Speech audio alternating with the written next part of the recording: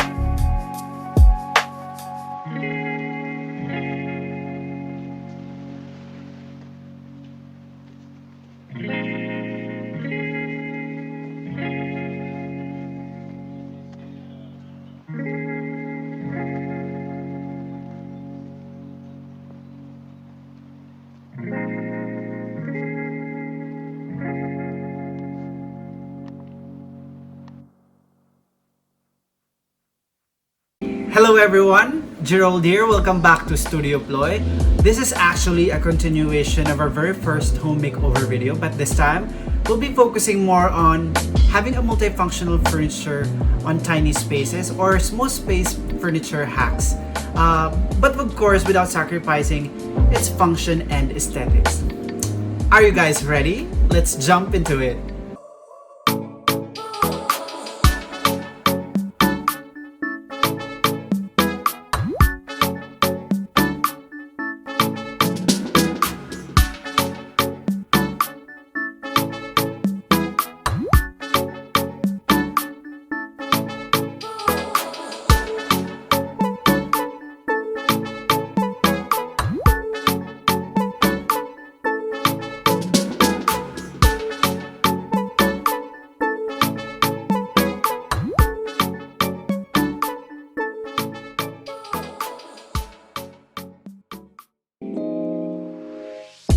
Let's start with this very flexible IKEA Thrones shoe storage. We utilized this hidden part so we could save space para magmukhang may foyer na din tong area kahit papano.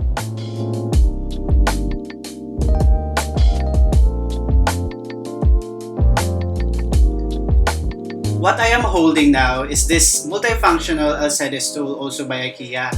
It serves as a coffee table, a platform, and marami pang pwede nating paggamitan.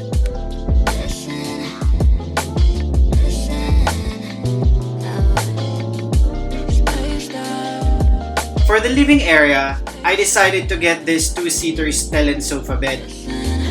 In the morning, pwede siyang sofa, and in the evening, if you have guests, you can convert it into a double-sized bed.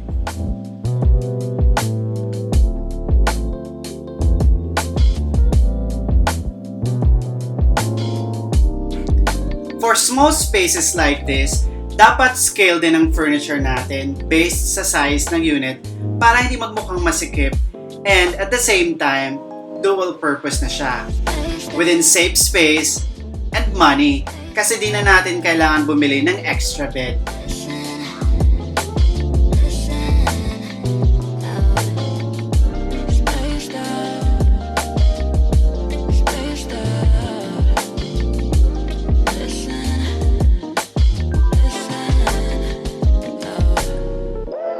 For our TV stand, I chose this multi-drawer type. Again, for additional storage, hindi lang siya patungan ng TV, we could also store stuffs na kailangan natin on a daily basis para mas accessible siya.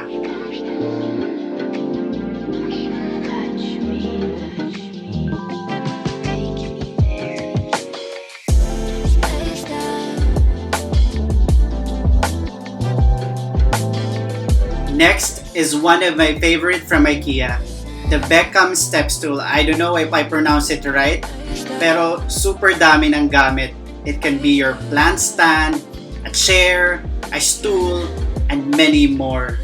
Super sulit siya.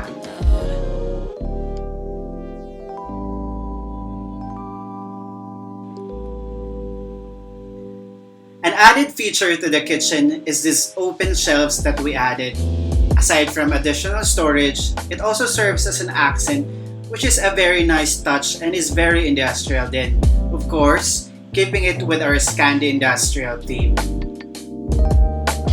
Another fave is this transparent Barnes dual chair from IKEA. Very comfortable and aesthetically very Scandinavian. I decided to go for transparent para there is an illusion na wala siyang kinakain na space since you'll see through, so in a way parang wala siyang nabablock na space.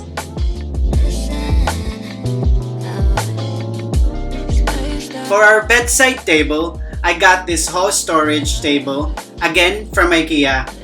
Very aesthetically pleasing as it adds character to a space. Of course, the more the storage we have, the better.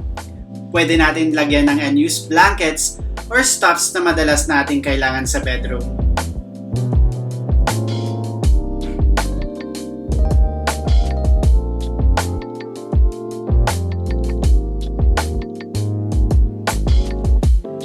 Another Scandi touch is this Nursa trolley.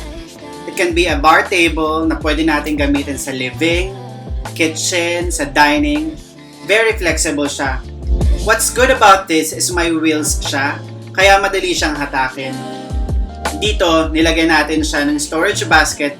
Again, since maliit ang unit, we need a lot of storage spaces.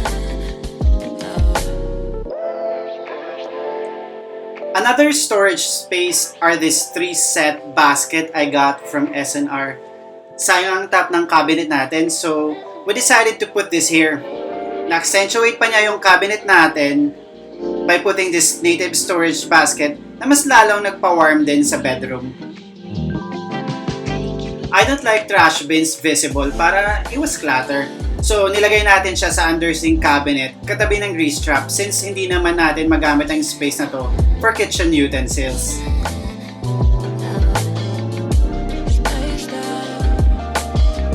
Going back to our dining area, instead of getting a typical table, pinili natin tong foldable Norbu birch since very limited ang space natin.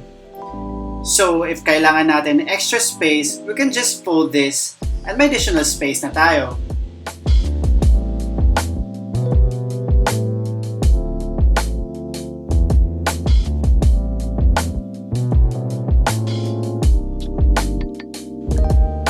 For sofa side table naman, instead of getting the usual, I decided to get this frosted stools from IKEA para if we need an additional seating, meron na tayong reserve.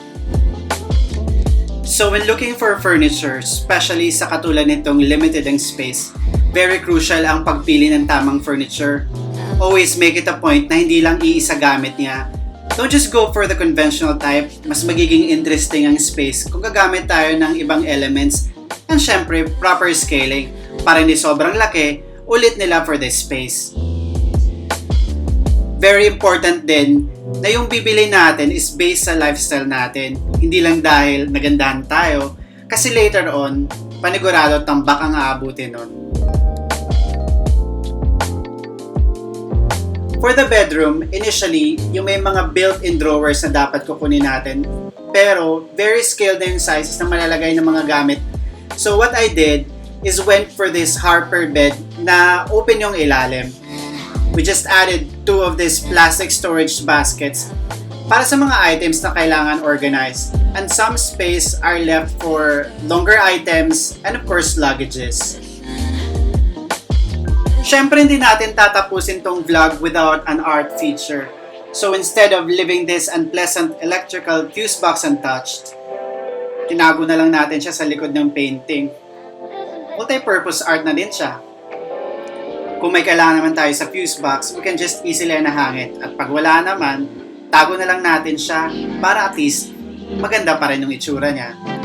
For all the furniture and accessories featured, I will put the link below kung saan store ko siya nakuha. Thank you so much for watching this 2-part studio unit makeover. If you enjoy watching this video, please give it a big thumbs up. If you have any questions or comments, make sure to drop me a line in the comment section below. By the way guys, I always make sure to read and answer all of them. And don't forget you guys, if you like what I'm doing, please share and subscribe. I'll see you in my next video. Salamat for tuning in. Bye!